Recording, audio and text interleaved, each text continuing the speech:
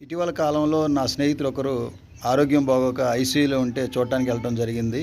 ఆ సమయంలో ఐసీయూలో ఉన్నటువంటి అనేక మంది పేషెంట్స్ వారి యొక్క పరిస్థితిని చూసినప్పుడు చాలా బాధ కలిగింది. అన్నీ బాగున్నప్పుడు నాకేంటని చెప్పి విర్రవీగి బంధాలను పట్టించుకోకుండా, బాధ్యతలను మర్చిపోయి విచ్చలవిడిగా జీవించి, తర్వాత అనారోగ్యం పాలైపోయి, తర్వాత హాస్పిటల్‌లో జాయిన్ అయిన తర్వాత అప్పుడు ఇలా ఉంటే బాగుండేది, అలా ఉంటే బాగుండేది అనుకోవటం వల్ల ఉపయోగం ఏంటి ప్రియమైన దేవుని బిడ్డలారా? అన్నీ బాగున్నప్పుడే ఒక్కసారి ఆలోచన చేసి ఐక్యతగా ఉండటానికి, ప్రేమ కలిగి ఉండటానికి, బంధాలను కాపాడుకోవడానికి ప్రయత్నిస్తే ఎంత బాగుంటుంది.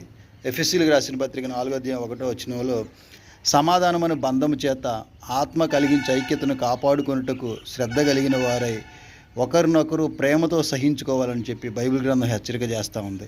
కాబట్టి కుటుంబ విలువలను, బంధాలను కాపాడుకోవడానికి